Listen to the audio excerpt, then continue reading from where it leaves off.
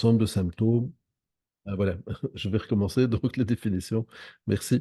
Donc, la dépression, également appelée dépression caractérisée ou clinique majeure, c'est donc un trouble mental. C'est caractérisé par des épisodes de baisse d'humeur, ce qu'on appelle aussi parfois la dysphorie, comme la tristesse, accompagnée aussi d'une faible estime de soi, d'une perte de plaisir ou d'intérêt. Alors, dans ces notions, par exemple, une- un manque d'estime de soi ou une perte d'estime de soi, hein, je vous le rappelle que ça peut faire aussi le lien avec une blessure d'attachement, donc une blessure de reconnaissance ou de sécurité émotionnelle et affective dans les toutes premières années, euh, pendant l'enfance ou même l'adolescence en fonction des circonstances de vie. Donc, ça veut dire que dans la notion de dépression, il faudra quand même aller vérifier aussi la structure d'attachement. Est-ce qu'elle est sécure, insécure? Et si elle est insécure, est-ce que c'est une insécurité anxieuse, détachée, évitante, désorganisée ou ambivalente avec un mixte de ce que j'ai nommé juste avant. Je ne vais pas réexpliquer toutes les notions d'attachement ce soir, on l'a déjà fait à la première conférence. Je la referai aussi parce que je pense qu'il y en a une sur l'attachement, il me semble. Donc on en reparlera à ce moment-là. Mais c'est donc un ensemble de facteurs qui peuvent influencer la personne et qui peuvent jouer donc sur son humeur et donc éventuellement sur un état dépressif et une dépression. Donc, euh, anciennement, c'était classifié dans le groupe des troubles de l'humeur, d'accord? Et actuellement, la fameuse Association américaine de psychiatrie, hein, qu'on appelle l'APA, qui est un petit peu, qui publie sa Bible qu'on appelle le DSM, hein, donc c'est le livre des symptômes et des maladies mentales. Le DSM-5 est sorti en mai 2013. Maintenant, l'a catégorisé dans les troubles dépressifs. Donc, ils en ont vraiment fait un chapitre particulier. Il y a plusieurs hypothèses qui tentent d'expliquer le pourquoi de la dépression. Donc, comme je l'ai déjà dit, ça peut être en lien avec des traumas, des blessures d'attachement, qui peuvent comporter donc un manque d'estime qui va amener la dévalorisation, manque de confiance en soi, manque d'affirmation de soi, mais il y a aussi des aspects plus physiologiques.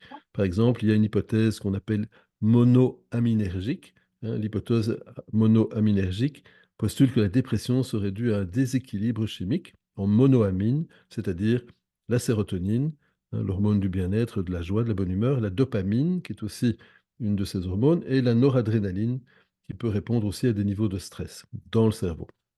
En imagerie cérébrale, les clichés d'IRM de patients atteints de dépression montrent des différences cérébrales structurelles par rapport aux individus non dépressifs.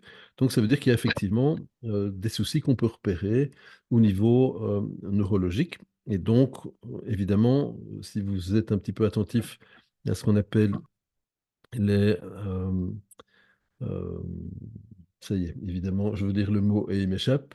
Donc on a les aspects génétiques et les aspects euh, épigénétiques, voilà.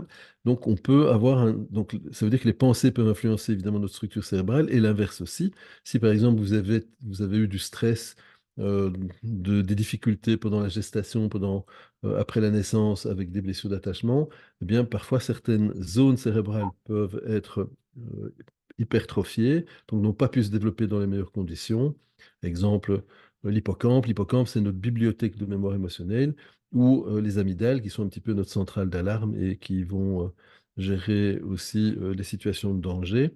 Par exemple, certaines personnes, certains médecins pensent, certains chercheurs pensent qu'une des explications plus physiologiques serait la neurogenèse hippocampique, donc l'hippocampe, notre bibliothèque de mémoire émotionnelle.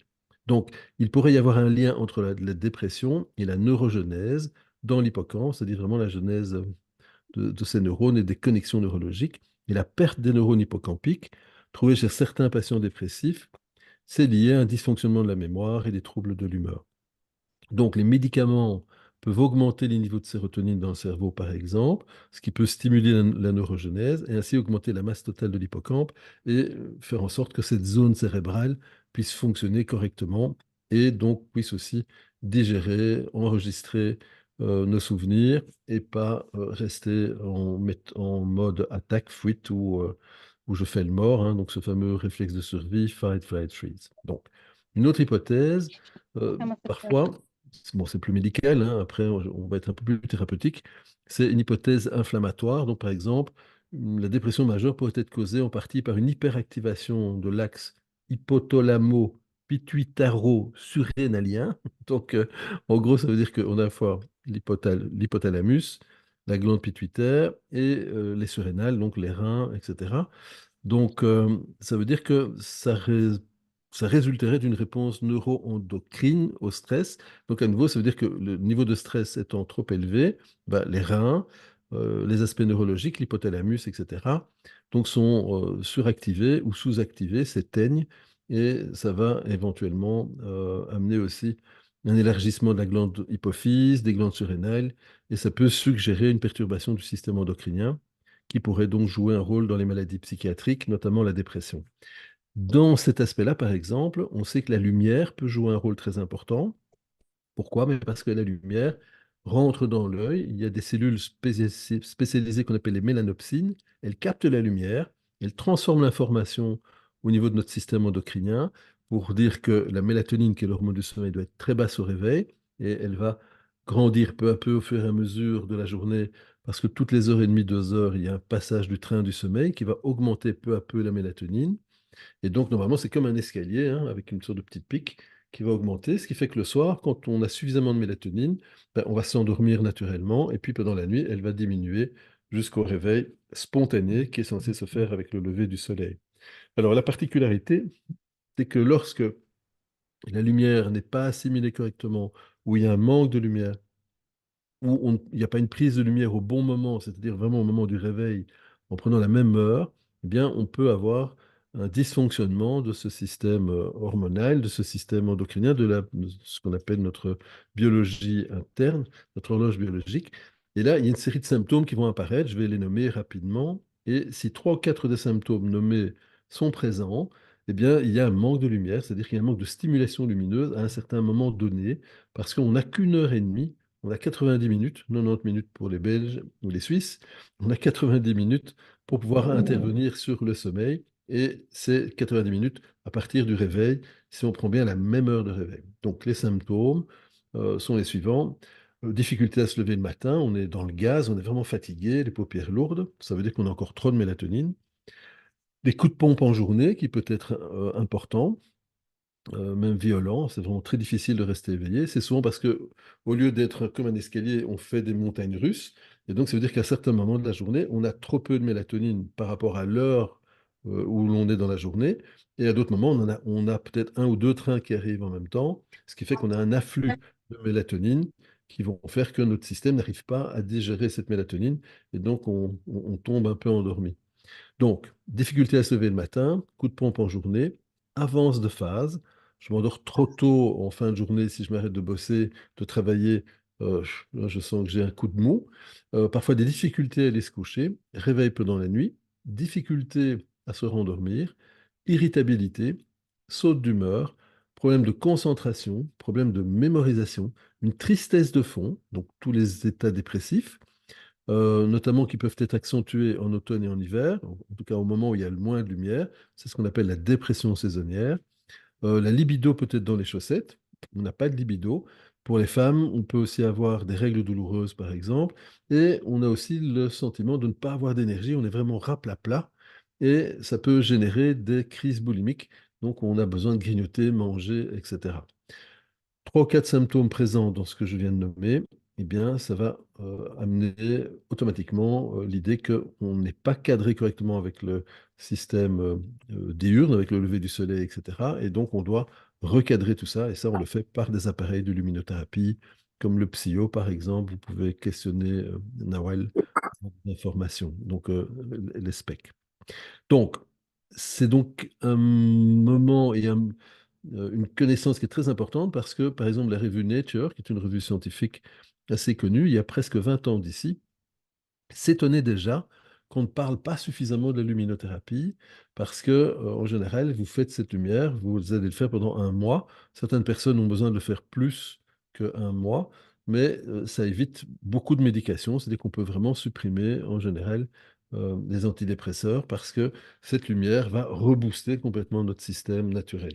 Donc, c'est de toute façon, à tout le moins, un soutien, mais on peut aussi parfois remplacer carrément une médication par cette technique. On peut aussi Merde, l'utiliser dans les cas, j'ai pas entendu. on peut aussi l'utiliser dans les cas de dépression postpartum, donc après les accouchements, après les naissances. Alors, les crises d'angoisse est-elle une forme de dépression? Oui, la crise d'angoisse peut être une forme de dépression. Donc, il y a cette tristesse de fond. Et puis, effectivement, lorsqu'il y a cette tristesse de fond, ça peut entraîner l'impression que la journée devient insurmontable. Et donc, ça peut évidemment générer un état de tristesse de fond généralisé qui peut amener une angoisse à l'idée de devoir affronter la journée. Donc, oui, oui, ça peut être le cas. Alors, qu'en est-il de l'hérédité? Alors, effectivement, c'est pas qu'il y a une hérédité, ça veut dire que si vous vous souvenez, dans l'épigénétique, on avait expliqué que nos ascendants, hein, nos ancêtres, pouvaient transmettre à leurs enfants certaines sensibilités, un certain type de stress. Et de fait, on a pu observer que si vous avez été élevé dans un milieu où les personnes de la famille, il y avait pas mal de personnes qui étaient un peu dépressives, il peut y avoir une influence de l'épigénétique par la transmission génétique. On est plus sensible à certains types de stress, d'angoisse, de tristesse, de fatigue, une plus grande fragilité, mais on peut aussi avoir été influencé par un neurone miroir. Hein, je vous rappelle que les enfants apprennent beaucoup par neurone miroir, donc parfois ils peuvent avoir vraiment des comportements qui vont se calquer sur ceux des donneurs de soins, donc des parents en général. Et donc effectivement, il peut y avoir une influence de cet ordre-là également. Par exemple, j'ai le cas avec une de mes filles. La maman était très beaucoup de sautes d'humeur, hein, donc vraiment des problèmes par rapport à tout ça. Eh bien, ma fille a parfois ce type de up and down, hein, vraiment de chute. Voilà, alors elle s'est en partie sortie de ça parce que elle est plus combattante, plus pugnace, plus combative, mais effectivement, il y a une influence quand même de la partie épigénétique. Euh, alors, pour continuer l'exposé, donc, on peut aussi avoir un lien avec les hormones, hein, tout simplement, la ménopause. On peut être influencé aussi par certains produits addictifs comme l'alcool, les autres drogues, cannabis, etc. Et donc, les approches de la dépression dans les différents courants psychologiques vont s'intéresser aux aspects de la personnalité et à son développement, comme je viens de le nommer, notamment avec l'épigénétique ou les neurones miroirs. Et donc, ça peut sembler avoir une partie intégrante dans la façon dont la dépression apparaît et persiste principalement. Mais aussi, ça peut être une attitude pessimiste, hein, qui est un précurseur commun, parce qu'effectivement, si je suis éduqué en ne voyant que le négatif, eh bien, mon cerveau se nourrit de ça et finit par ne plus voir que le négatif. Je rappelle que le cerveau ne peut pas penser positif et négatif en même temps. S'il a été formaté pour ne voir que le négatif, eh bien, il va développer une attitude plus pessimiste qui va impacter donc sa capacité, évidemment, à répondre à une situation de vie un peu plus difficile. Donc, les épisodes dépressifs sont fortement liés aux événements négatifs de vie, mais les capacités qu'a la personne à faire face à un événement sont aussi très importantes pour s'y adapter. C'est ce qu'on appelle la résilience, hein. Tous les travaux de Boris Cyrulnik, ce neuropsychiatre, a démontré que certaines personnes ont des facultés d'adaptation qui peuvent venir aussi des ancêtres en fonction de la façon dont ces ancêtres ont dû s'adapter à des situations de vie plus compliquées. Et évidemment, une faible estime de soi et des pensées pessimistes, négatives ou d'impuissance sont également liées à la dépression. Donc, il y a plusieurs modèles pour traiter la dépression. Il y a un modèle cognitif, par exemple. Donc, en gros, dans le modèle cognitif, on estime qu'il y a une triade de pensées négatives composée d'erreurs cognitives sur soi, sur son univers et son avenir. Donc c'est vraiment des mauvaises interprétations. Ce sont des schémas répétés de pensées négatives avec une modification, une distorsion du trauma, pardon, du traitement de l'information qui provient de l'environnement. Donc on a été vraiment influencé par l'environnement et la vision du monde de notre environnement qui impacte, c'est ce qu'on appelle des biais cognitifs, hein. On va généraliser certaines choses et donc, on va les prendre comme vraies et on va développer parfois des états dépressifs à cause de cette situation. En gros, il y a une notion qu'on appelle l'inopérance apprise, hein, selon un psychologue américain qui s'appelait Martin Seligman. La dépression chez les humains est similaire à l'impuissance apprise chez les animaux de laboratoire, où ils se trouvent dans une situation déplaisante, durant laquelle ils peuvent trouver une échappatoire, mais qu'ils n'y parviennent pas car ils ont appris à n'avoir aucun contrôle sur la situation. En gros, on leur a appris à baisser les bras, à abandonner, et donc ça va évidemment les influencer avec tout l'impact de la théorie de l'attachement, hein, notamment développée par John Bowlby, dont on a déjà parlé dans d'autres conférences. Eh bien, cette influence de l'attachement et de la sécurité émotionnelle et affective va faire qu'ils vont passer en mode j'attaque, je fuis ou je fais le mort, et donc parfois n'auront pas la capacité de se débrouiller. Donc, dans tout ça, il y a des choses qui nous intéressent. Donc, quels sont en gros les signes de la dépression? Et dans les signes de la dépression, eh bien, la gravité de cette dépression peut varier. Par exemple, de l'irritabilité aux pensées suicidaires, hein. Vous vous souvenez, l'irritabilité, ça peut être aussi à cause du manque de lumière.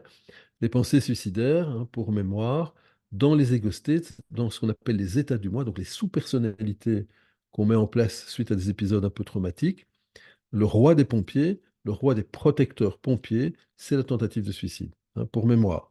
Vous avez la partie blessée qu'on appelle l'exilé, c'est le trauma, qui va développer un fardeau qui se traduit par de la souffrance, donc angoisse, anxiété, tristesse, peur, parfois colère.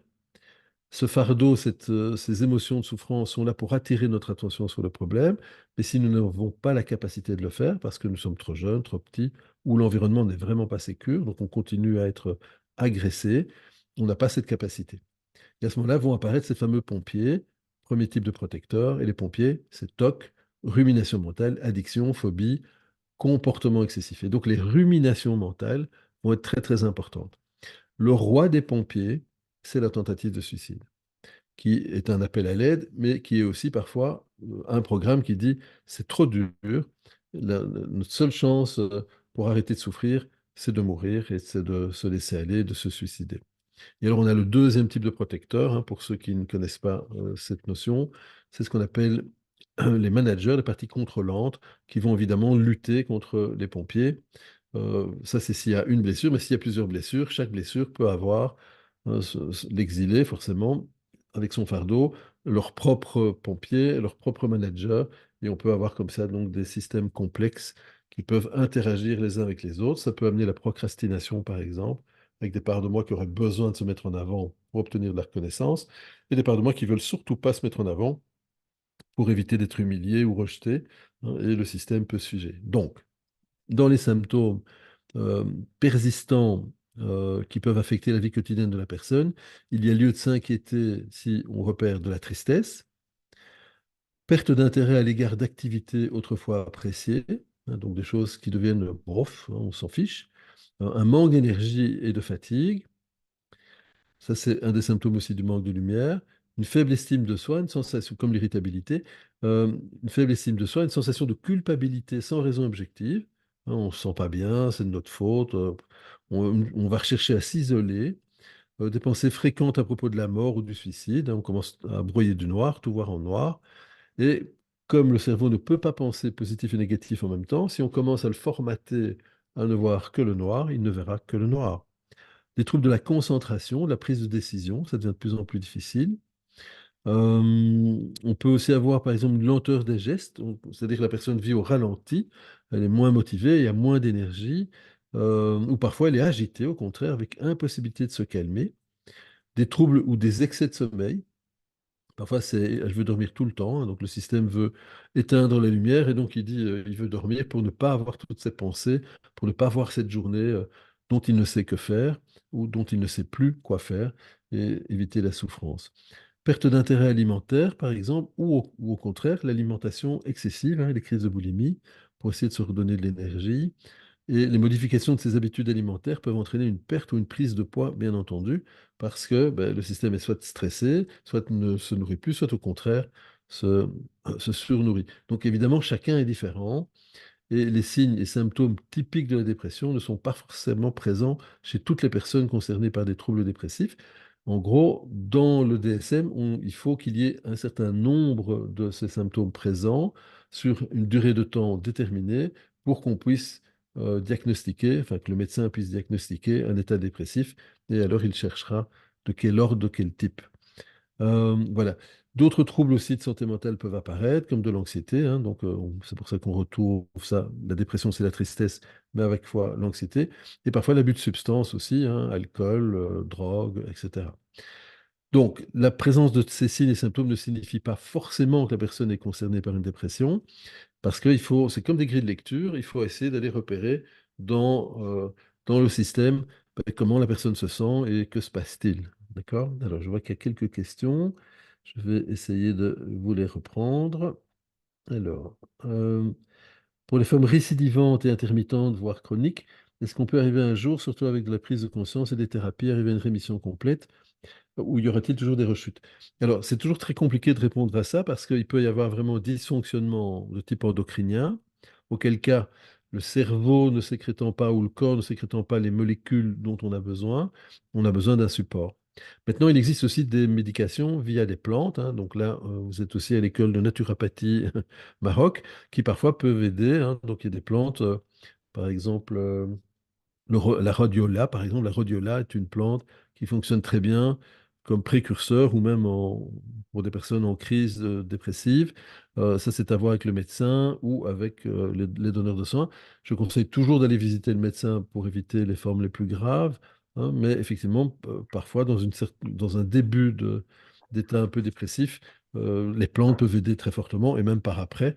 Ça, à nouveau, je vous laisse voir comment vous voulez traiter ça, mais je conseille quand même d'aller voir le médecin, c'est toujours mieux quand même d'avoir un retour.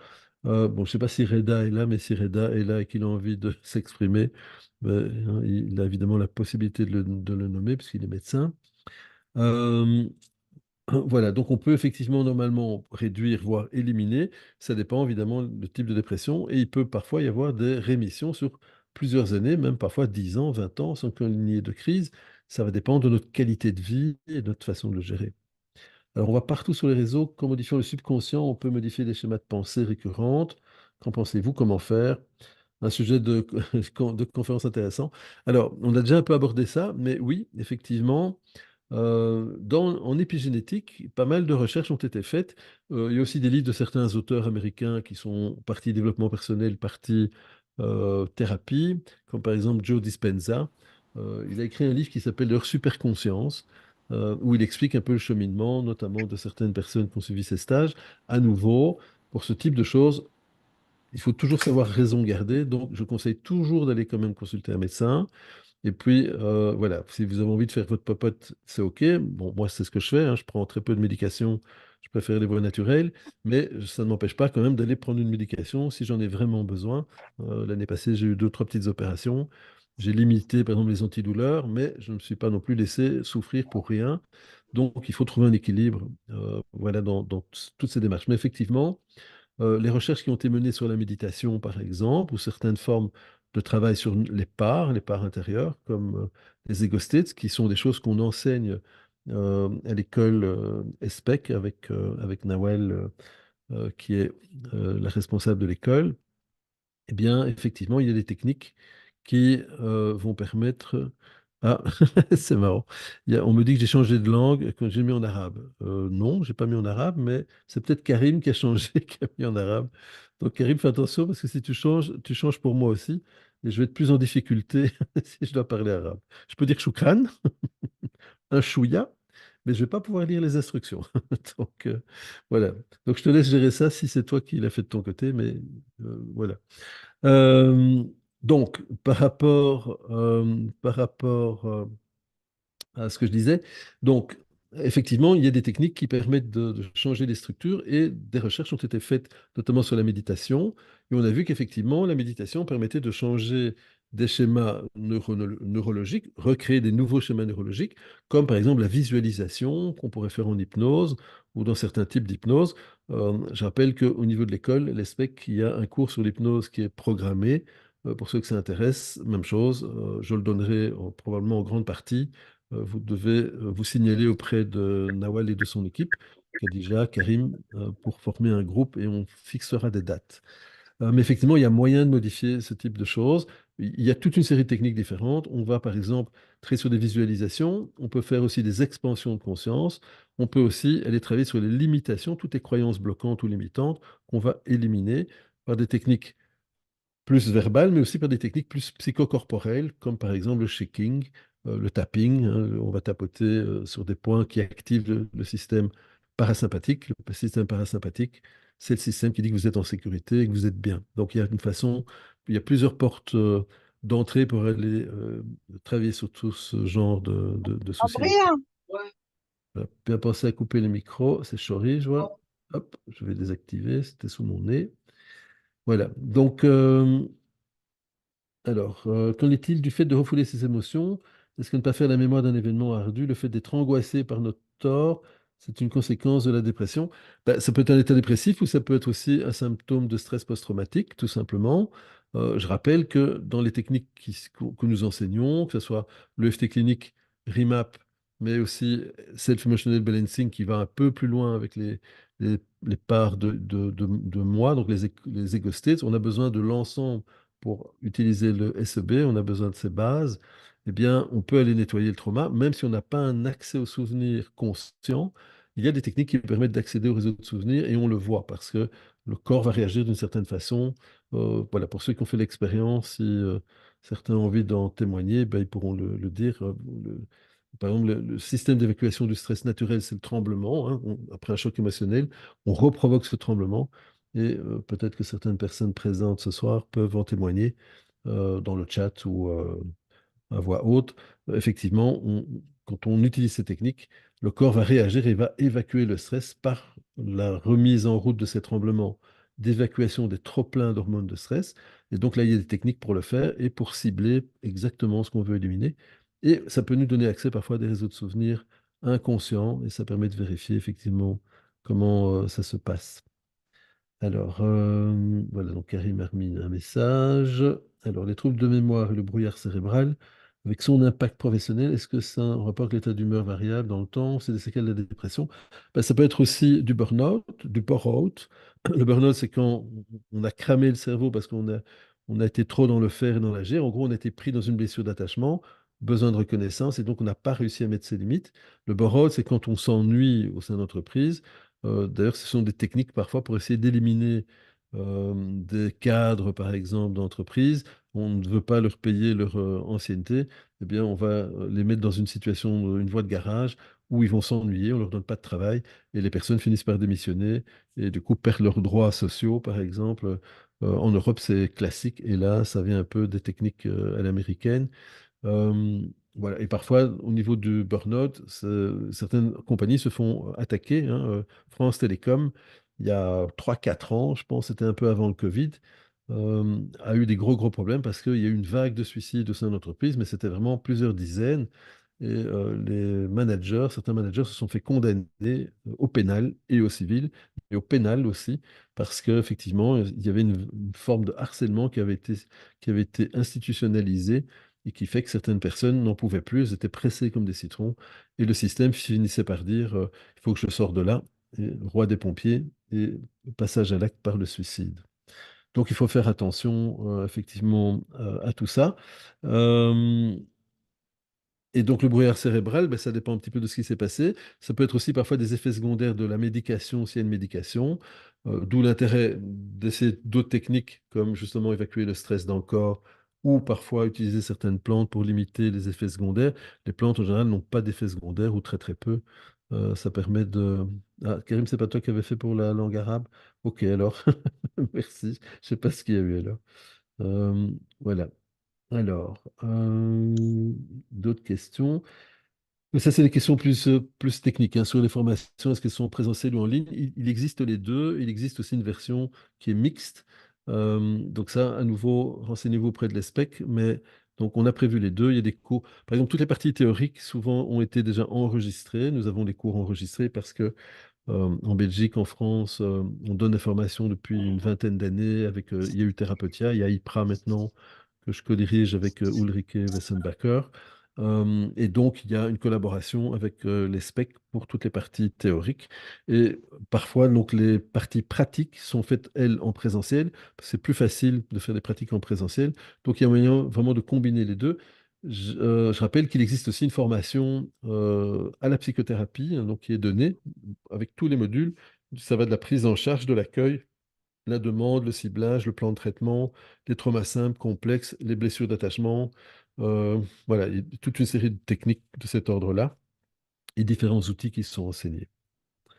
Euh, alors, hop.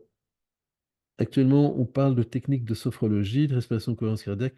Alors, évidemment, il y a des techniques qui sont plus légères, qui peuvent permettre une certaine autonomie. Donc, par exemple, la sophro peut aider dans une part, mais ne sera probablement pas suffisante pour traiter la dépression de A à Z, parce qu'il y a d'autres aspects.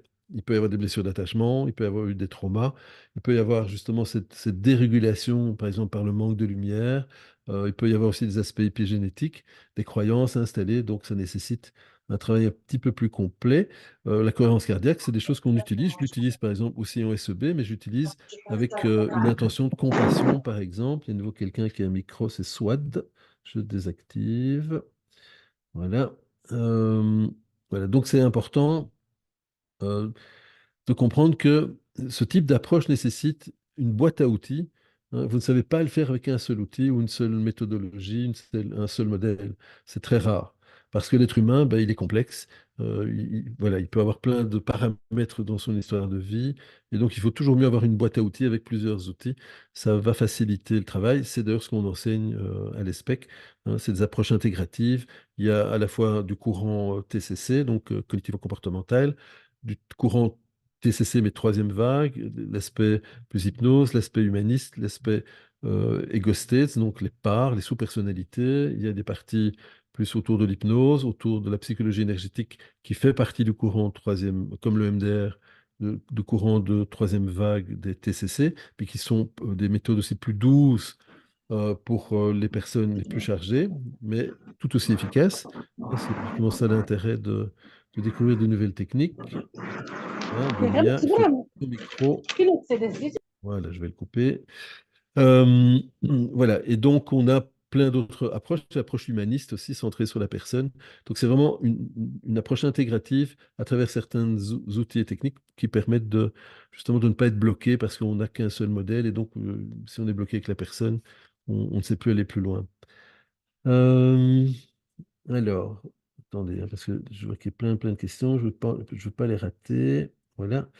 Euh, ben, si j'ai besoin, ben, j'ai nommé les symptômes tout à l'heure.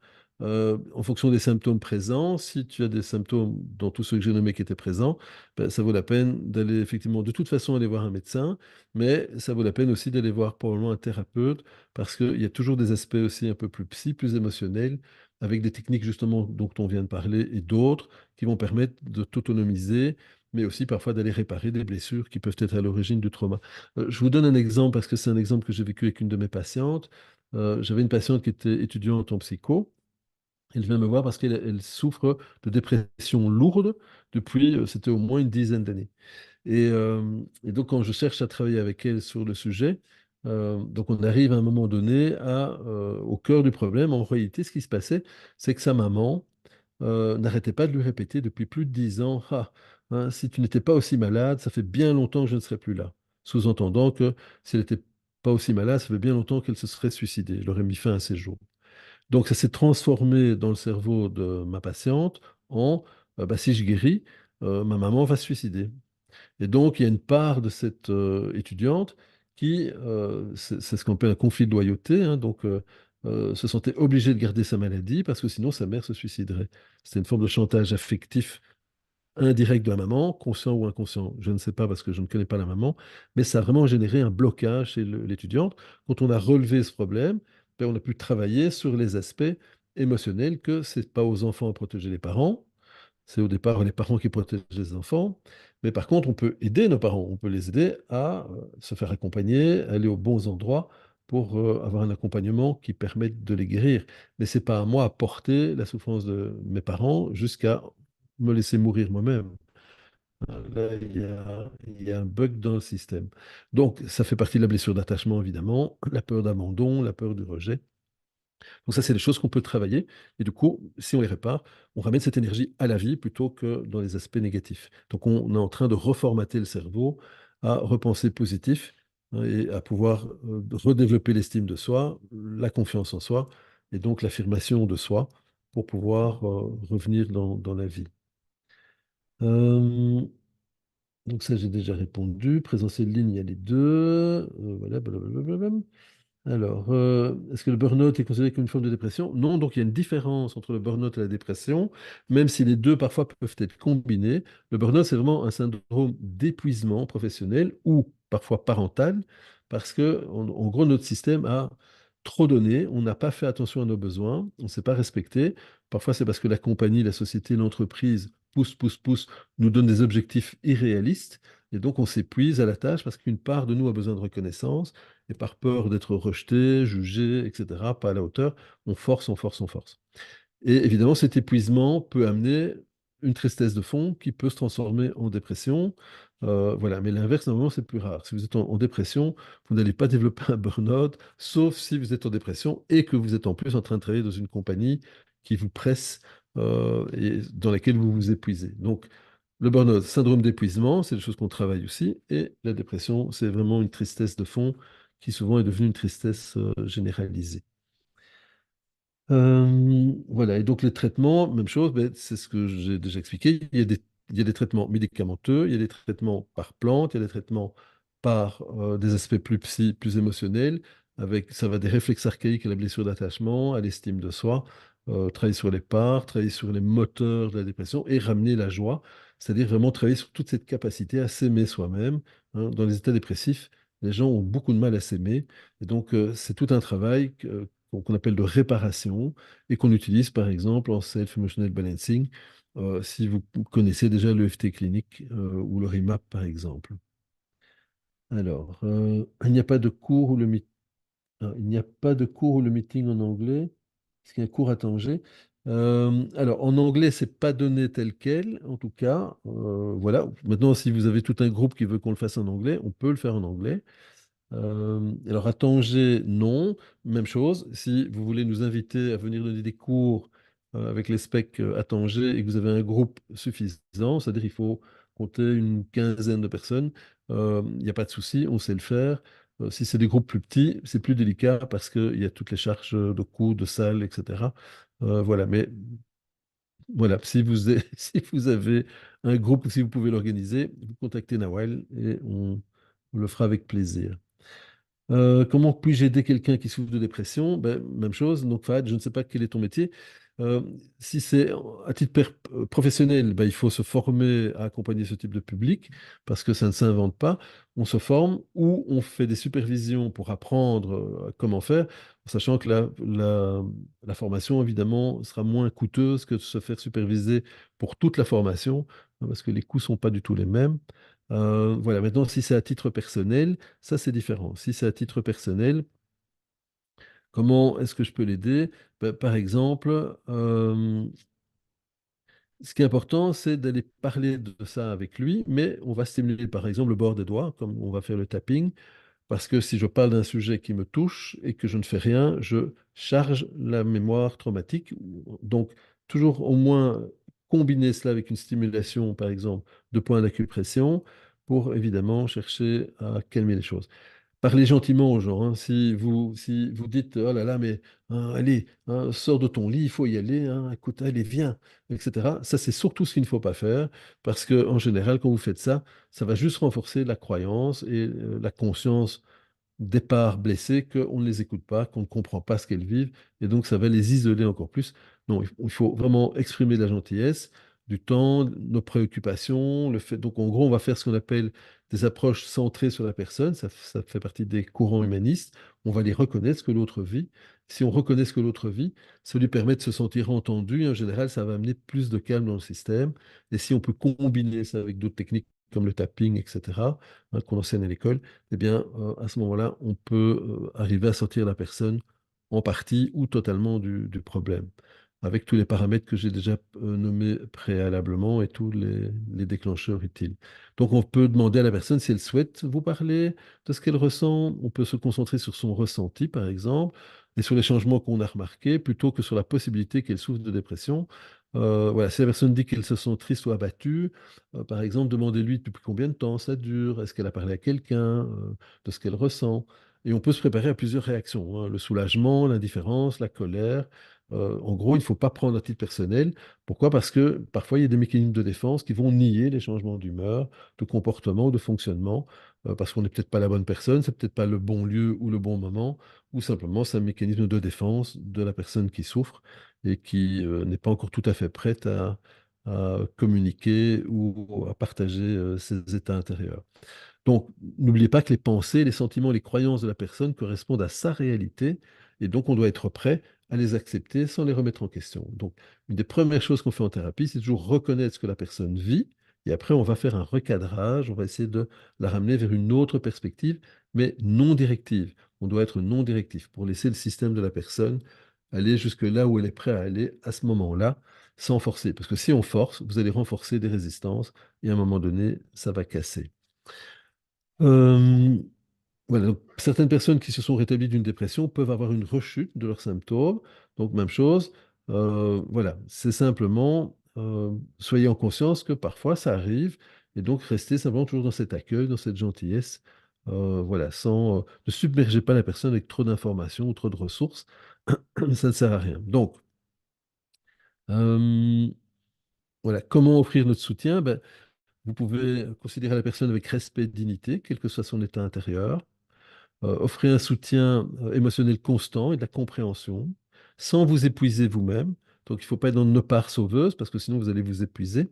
Hein, il y a des personnes qui se nourrissent de ça. Donc, on doit trouver un juste milieu. Euh, voilà, donc on peut lui faire preuve d'empathie, de compassion, de patience, l'inviter à aller peut-être consulter un professionnel pour se faire aider, même si elle a peur de le faire. Les personnes souffrant de dépression sont souvent submergées par des peurs irrationnelles, et donc on doit faire preuve de douceur, de compréhension. On peut encourager la personne à nous parler, et si elle ne souhaite pas nous parler ou n'a pas l'énergie de parler de ce qu'elle ressent, ben, on ne met pas de pression, on va simplement signaler qu'on est disponible pour lui parler. Être à l'écoute, évidemment. On peut aussi avoir des attitudes non verbales, s'asseoir à côté de la personne, s'incliner un petit peu vers elle, identifier son espace, ce qui lui convient comme distance. On va s'adapter à son niveau de contact visuel pour qu'elle se sente à l'aise. On peut adopter une position de corps ouverte, par exemple, ne pas croiser les bras, hein, parce que ça peut paraître défensif. Éviter les distractions, par exemple, tripoter un stylo, regarder autre chose ou taper du pied ou des doigts quand elle nous parle, parce que ça donne l'impression que ça nous ennuie, ou, etc. Soyez attentifs au langage corporel, hein, est-ce qu'elle est ouverte, est-ce qu'elle se détend, est-ce qu'elle s'agite. On peut accepter les pauses et les silences, hein, tout simplement. Vérifier aussi qu'on a bien compris en faisant des reformulations. C'est ce qu'on explique et c'est ce qu'on fait en thérapie humaniste. Donc, par exemple, hein, je t'ai entendu me dire que tu souffrais beaucoup de tristesse et que c'était vraiment très lourd pour toi pour le moment. Hein, je vais utiliser mon verbal et mon non-verbal pour lui faire part de mon empathie, de ma compréhension, et je reformule de façon à vérifier que ce que la personne a dit, c'est bien ce que j'ai entendu et que je n'ai pas interprété. Donc, essayez toujours d'utiliser les mots de la personne. À côté de ça, il y a donc toutes ces techniques de tapping, de respiration et d'autres qui vont plus loin. Si la personne a des attitudes stigmatisantes à l'égard des troubles psychiques, donc elle est très anti-maladie mentale ou souffrance mentale, ben, simplement, on peut simplement l'inviter à observer que ben, tout le monde vit ça. Notre cerveau fonctionne comme ça, c'est normal. Et que, voilà, on peut nier certaines choses, mais notre corps, parfois, notre tête ont besoin de se reposer. Voilà, garder des attentes réalistes. Reconnaissez aussi les points forts de la personne, parce que souvent, on ne pense que négatif, mais on peut aussi lui rappeler les points forts, ses qualités, etc., pour essayer de la rebrancher sur un réseau de souvenirs positifs. Voilà. Et le soutien continu est important, etc.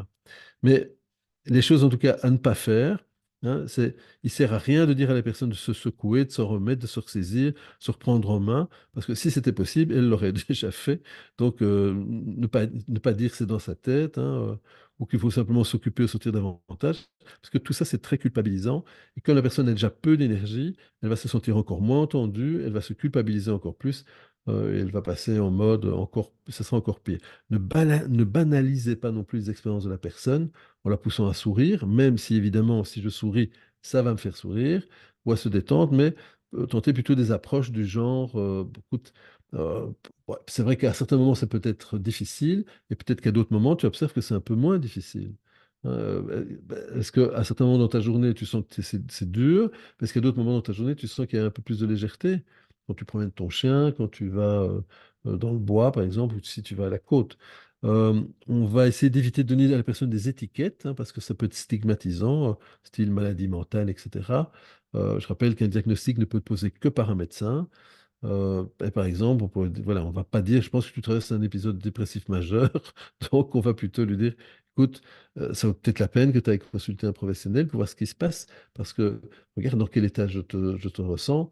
Je trouve ça vraiment, voilà, je suis inquiet pour toi, donc je pourrais simplement nommer ce que je ressens pour lui, et ça me rassurerait de savoir que tu vas voir quelqu'un.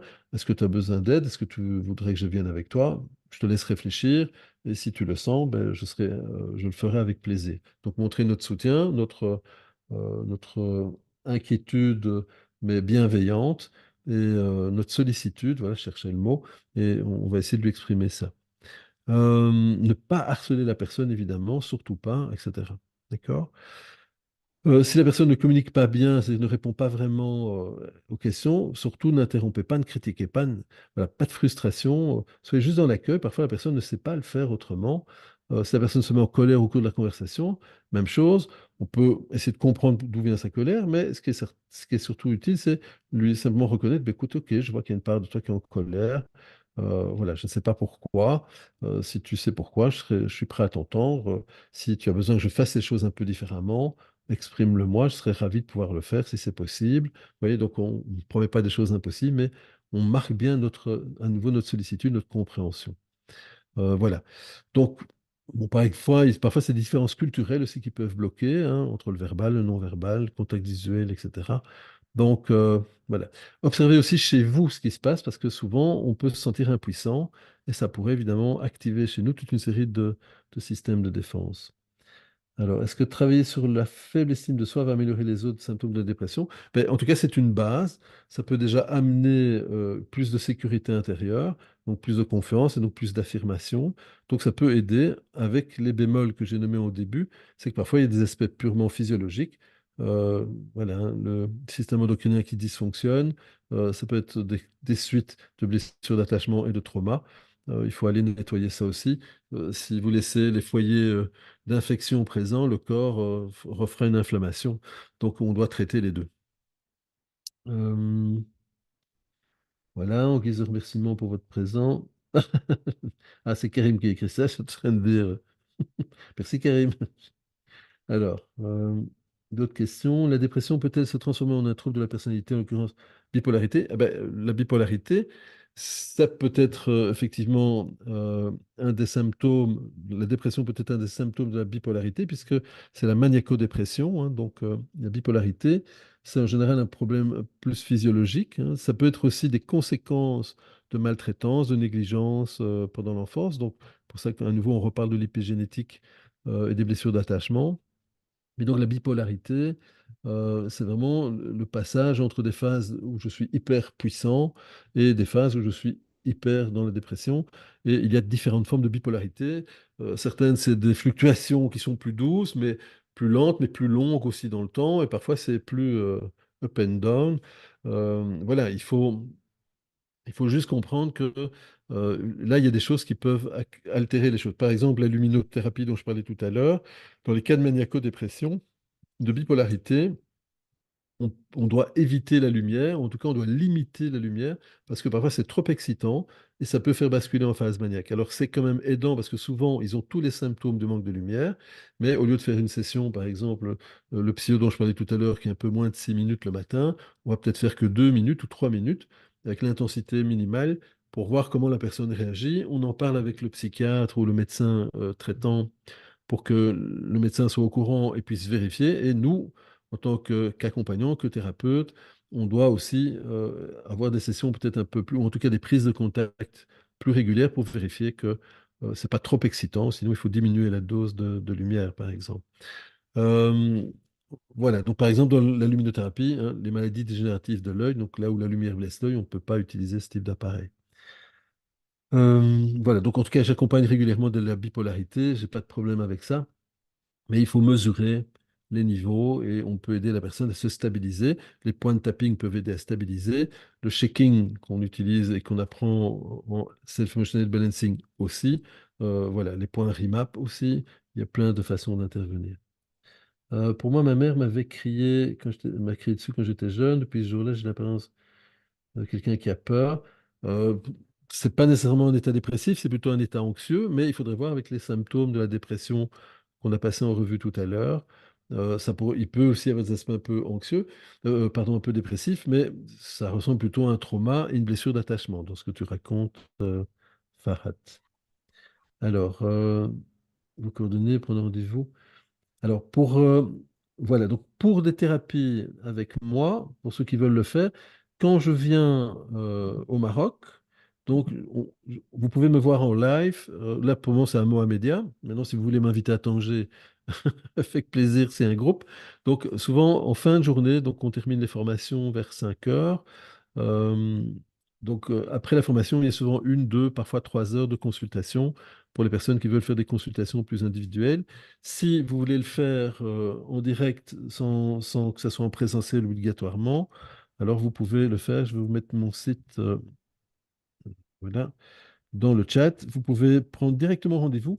Il y a un agenda en ligne sur mon site. Vous pouvez bloquer une session. Si vous voyez que c'est compliqué, vous m'envoyez un mail ou WhatsApp, on peut s'appeler aussi et voir comment on s'arrange pour fixer un rendez-vous. Mais voilà, mais en tout cas sur le site, il y a des possibilités de le faire en direct sans aucun souci. Ou sinon, quand je suis au Maroc, en général, tout passe par les specs et par Nawal, Khadija et Karim, que je remercie d'ailleurs parce que ils sont très soutenants. Euh, alors attendez, hein, parce qu'il y a plein de questions. Alors, boum, boum, boum, boum. Chez qui va-t-on pour faire un bilan pour savoir si on a un déséquilibre chimique-hormonal? Ben, normalement, c'est chez un psychiatre hein, qui va le faire. Le généraliste aussi parfois. Le psychiatre étant plus spécialisé dans la posologie des médications. Donc, c'est en général chez eux qu'on on va faire ça. Euh, voilà. Est-ce qu'il y a un type de personnalité exposée à la dépression que d'autres? Ben, évidemment, si vous avez un attachement anxieux, enfin, en gros, s'il y a des blessures d'attachement, ça peut être un facteur parce que vous allez avoir un stress de fond plus important. Donc, c'est une personne sur deux et ça peut générer une fragilité. Maintenant, ça va dépendre des blessures, des traumas, et donc de ces fameux paramètres que j'expliquais et de l'environnement. Donc, ces blessures d'attachement, ça peut être une plus grande fragilité. Les symptômes que vous avez mentionnés peuvent-ils être à l'origine d'un autre problème, entraînant ainsi un faux diagnostic médical? Ben, comme je l'expliquais, dans les symptômes, on peut avoir plusieurs grilles de lecture. C'est pour ça que c'est le médecin, en général le psychiatre, qui va utiliser le fameux DSM pour repérer combien de symptômes étaient présents, pendant combien de temps, donc sur quelle durée, et sur un espace-temps de X, 6 mois, 1 an, 2 ans. Et c'est comme ça qu'ils vont mesurer. Il faut qu'il y ait X symptômes présents avec une durée Y pendant un laps de temps Z. Et donc, c'est eux qui vont établir ça en vous posant des questions et en vérifiant comment vous réagissez. De toute façon, si vous avez un doute, vous allez chez normalement un thérapeute, s'il est correctement formé, bah, il va pouvoir mesurer s'il y a ces fameux symptômes de dépression qui sont présents, donc cette grande tristesse de fond. Et parfois, il vous conseillera aussi d'aller voir simplement le psychiatre. Moi, c'est ce que je fais hein, quand j'ai un patient que je subodore être dépressif. Bien, je l'envoie de toute façon faire une vérification chez un psychiatre pour vérifier au niveau de la posologie, s'il a besoin d'un soutien médicamenteux temporaire ou peut-être de fond. Et nous, pendant ce temps-là, on peut aller travailler sur tous les autres aspects, les aspects émotionnels, psychiques, etc. Redonner des bases de sécurité au niveau du corps. Et en général, ça permet de diminuer la médication. Donc, très souvent, il y a une diminution de la médication, voire parfois une élimination de la médication. Pour donner un exemple que j'ai vécu le week-end passé, donc à l'école de formation de la psychothérapie, j'ai une élève qui est très très dépressive, qui est très anxieuse surtout, et elle a commencé à mettre en place les outils qu'on utilise, donc travailler sur les réflexes archaïques, le shaking, la stimulation des points, etc. Et j'avais conseillé, et un de mes anciens élèves qui est son thérapeute, lui avait conseillé de commencer à faire ça tous les jours, c'est quelques minutes tous les jours, hein. Ce qu'elle a fait. Et quand je l'ai vue le week-end dernier, ça faisait 6 semaines qu'elle avait fait une partie de ces techniques de stabilisation tous les jours. Et elle m'a annoncé, je n'étais pas au courant, mais qu'elle avait arrêté ses anxiolytiques. Elle n'en avait plus besoin. Elle était vraiment calme, détendue, stable. Elle a vérifié avec son médecin. Elle a pu éliminer les anxiolytiques. Donc voilà, déjà un premier élément. Et les antidépresseurs étaient en route d'élimination aussi. Donc, il y a des possibilités. À nouveau, ça doit se faire en accord avec le médecin pour éviter les crises. Est-ce que les femmes, par exemple, sont-elles cliniquement plus dépressives que les hommes? Pas à ma connaissance, en tout cas, hein. Donc, je n'ai pas cette connaissance-là. Le seul élément, c'est que la dépression postpartum, en général, ça oui, c'est les femmes, puisque c'est la dépression après l'accouchement. Et à nouveau, c'est logique, parce qu'il y a eu un système hormonal qui a été très, très, très boosté pendant toute la gestation, pendant 9 mois. Et après l'accouchement, bah, évidemment, il y a une baisse d'hormones. Et donc, ça provoque parfois une difficulté pour les femmes, etc. Quel type de thérapie? Ben, en général, comme je l'expliquais tout à l'heure, je préfère les versions intégratives. Donc les TCC font partie de ça, mais il n'y a pas que ça. Donc il y a d'autres choses. Il faut travailler sur les parts, les ego states, il faut travailler sur les approches humanistes pour reconnaître les émotions, il faut travailler sur les approches plus psychocorporelles pour aider le corps à lâcher. C'est ce qu'on enseigne au sein de l'ESPEC. Voilà. Donc ben là, j'ai répondu la même chose. Thérapie analytique pour la dépression, ça sert à rien du tout.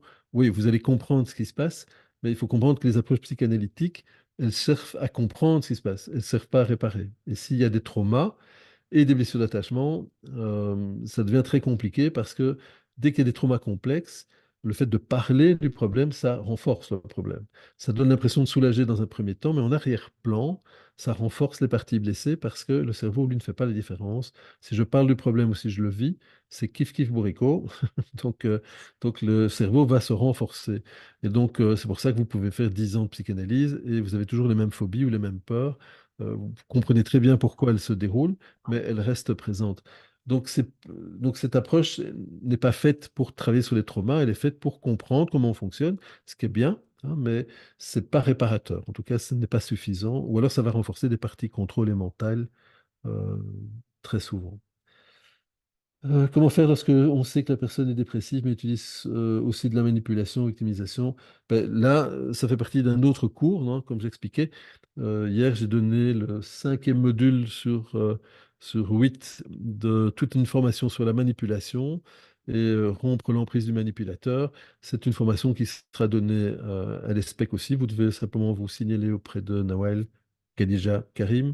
Donc là, on va mesurer, hein, parce qu'effectivement, ça peut être des mécanismes de défense, ça peut être aussi des manipulations, auquel cas, ben, il faut sortir de la manipulation. Parfois, dans la manipulation, il peut y avoir du chantage au suicide, par exemple, pour maintenir quelqu'un, bloquer quelqu'un. Il faut repérer ça. Et on va travailler sur la capacité à sortir de l'emprise, justement, ou de pouvoir aider la personne si c'est une défense et que ce n'est pas vraiment de la manipulation. Alors, merci d'avoir coupé le micro. Euh, il faut couper le micro, voilà, je le recoupe. Voilà, voilà. Donc ça, c'est vraiment important. Un séminaire sur le traumatisme, oui, il y a des cours sur le trauma simple et complexe, ça existe auprès de l'école. Il suffit de demander à nouveau. Comment peut-on éviter de tomber dans une dépression? Ben, ça va dépendre. Il y a une hygiène physique, une hygiène mentale, une hygiène psychique. Donc justement, c'est est-ce qu'on a une bonne estime de soi? Donc, est-ce qu'on n'a pas de blessure d'attachement? Il faut réparer sa blessure d'attachement, développer du coup l'estime qui va développer la confiance, qui va développer elle-même l'affirmation de soi. Donc, je vais pouvoir poser un cadre et des limites. Il y a des techniques pour évacuer le stress corporel et psychique. Et donc, on apprend ce type de techniques et on les applique. Par exemple, une des techniques que j'ai déjà nommées qui s'appelle le shaking, hein, qu'on enseigne. Moi, j'ai appris ça à mes enfants quand ils avaient 4 ans. Donc, quand ils vivent un épisode un peu violent à l'école ou ailleurs, eh bien, je les invite à faire cette technique. Je les invite aussi à aller voir un collègue quand ils ont besoin de parler à quelqu'un et que c'est pas mon job de parler avec eux parce que je suis pas leur thérapeute, je suis leur père. Voilà, j'ai évidemment une oreille affective, mais je peux pas avoir les deux casquettes. Là, je vais référer, mais sinon, parfois, je fais l'exercice avec eux. Je dis, bah, si vous voulez, on fait ça ensemble. comme si c'était une activité familiale. C'est plutôt sympa, mais on élimine vraiment le stress. On peut vraiment stabiliser au lieu d'accumuler le stress et basculer par après en mode trauma, survie, attaque, etc. Le shaking, c'est une technique qu'on enseigne. En gros, on reprovoque le tremblement comme après un choc émotionnel. Vous savez, on tremble comme ça. Eh bien, on va reprovoquer ça parce que c'est la voie naturelle d'évacuation du stress, du système vagal notamment. Et au-delà du shaking, au-delà de ce tremblement uniquement physique, on va utiliser ça pour rentrer dans des réseaux de souvenirs précis. Donc, on va faire ce qu'on appelle un ciblage. Et avec ce ciblage, on va pouvoir aller nettoyer le réseau de souvenirs, l'événement traumatique, la relation toxique. On va en profiter pour la nettoyer, la désactiver. Et une fois qu'elle est neutralisée, parce que c'est comme ça que ça se passe normalement, bah, soit elle est devenue neutre, soit elle est devenue une ressource, parce que j'ai appris à mieux me comporter dans ce type de situation sans tomber dans le piège et sans me faire déborder.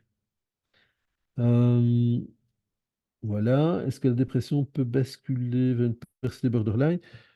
Euh, non, enfin, ça dépend de l'âge. Si la personne est jeune, ça pourrait être en gros, s'il y a des traumas, la personne pourrait avoir des problèmes dans la construction de sa personnalité. Je rappelle que, par exemple, les addictions aux écrans, les addictions à certains produits, trop d'alcool trop jeune, par exemple. Bon, je sais qu'au Maroc, c'est plus rare, mais bon, ça peut arriver. Trop de substances, hein, de l'herbe, etc. Ça peut déstructurer ou empêcher la construction de la personnalité et ça peut entraîner des aspects borderline. Ça peut aussi venir d'ascendants ou si on a eu des parents qui eux-mêmes étaient déjà dans ce type de comportement ou si on est enfant de manipulateurs qui vont effectivement chambouler notre système. Parfois, la prise de médication trop jeune aussi peut provoquer ça. Je me rappelle, il y a une dizaine d'années, 10-12 ans, j'ai fait une formation en psychopathologie intégrative, donc c'était 14 courants de psychopatho, donc de la maladie mentale. Et c'était un neuropsychiatre américain qui nous donnait cours, c'était à Bruxelles.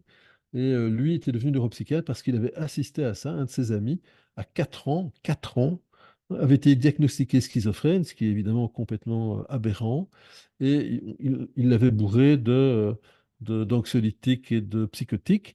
Et à 18 ans, la personne était effectivement bien schizophrène, parce que son cerveau n'a pas pu se construire. Donc il faut toujours mesurer les effets, et voilà. Mais donc les aspects borderline, on va le repérer par justement ces up and down au niveau de l'humeur et on va repérer ça par une série de caractéristiques. À nouveau, dans le DSM, il y a tous les caractéristiques, tous les qualificatifs à aller repérer. Notre mode alimentaire, le fast-food, sucrerie, peut-il avoir un lien avec la dépression? Oui, bien sûr.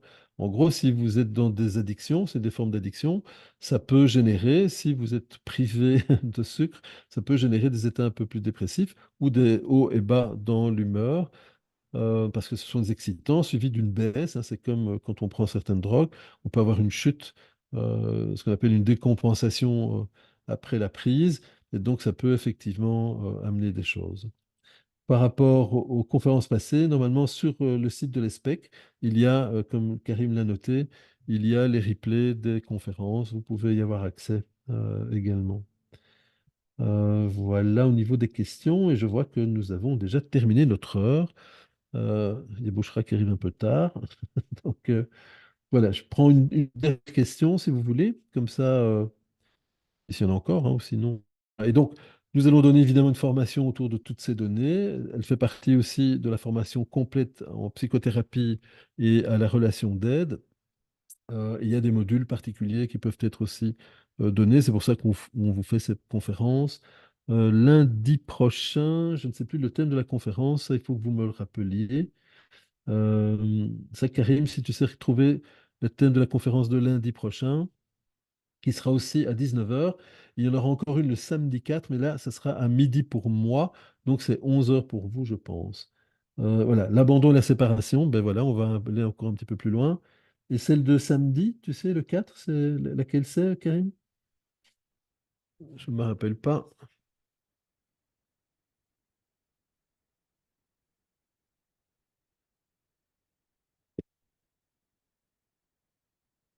Non, je ne sais pas si Karim la cherche. Ou... Voilà. Eh ben voilà, la prise en charge de la douleur. Donc lundi prochain, vous aurez une conférence sur l'abandon et la séparation. Donc c'est justement les blessures d'attachement, hein, on va en parler. Et le samedi 4 à midi cette fois-là, enfin midi pour moi, donc c'est 11 heures pour vous, je pense, au Maroc. La prise en charge de la douleur, parce que c'est souvent, j'ai beaucoup de questions souvent sur le sujet, comme sur la blessure d'attachement, l'abandon, la séparation. Donc on va effleurer ces sujets. Ce sont évidemment des pratiques qu'on enseigne également. Voilà. Donc dernière question, non, pas spécialement. Je n'en vois pas. Beaucoup de merci. Merci à vous aussi, Choukran.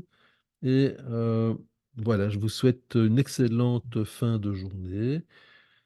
Et puis nous nous retrouvons. La douleur psychologique, ben, ce sera la douleur physiologique et psychologique, hein. Donc comment traite-t-on la douleur? Douleur psychologique, c'est plus les émotions, mais voilà. Mais oui, effectivement, on peut en parler aussi. C'est une bonne idée. Voilà. Bisous Ferdaus, à bientôt. Bien, je vous embrasse et à tout bientôt. Donc lundi prochain pour ceux qui veulent continuer. Vous pouvez revoir les replays sur le site de l'ESPEC. Vous avez les coordonnées dans le chat. Et vous pouvez aussi prendre des rendez-vous si vous voulez. Quand je suis en présentiel, donc du 7 au 21 ou au 20, je prendrai des rendez-vous. Je crois que le 21, je fais un peu congé. Mais, et après, c'est en juillet. À nouveau, vous avez les dates normalement sur le site de l'ESPEC. Ça, Karim, il faudrait vérifier que toutes les dates soient mises. Ou sinon, on se retrouve lundi, de toute façon. Shukran à toutes et tous et à tout bientôt. Voilà, tout bientôt. Je vous remercie. Je te laisse couper, Karim. Comme ça, tu... Voilà. Est-ce qu'on peut avoir la session gravée? Ben, c'est pas gravé, je pense que c'est sur YouTube ou sur Vimeo. C'est une des deux. Donc, il y a un lien et puis vous avez la capacité de le revoir via le lien. Voilà. Belle soirée.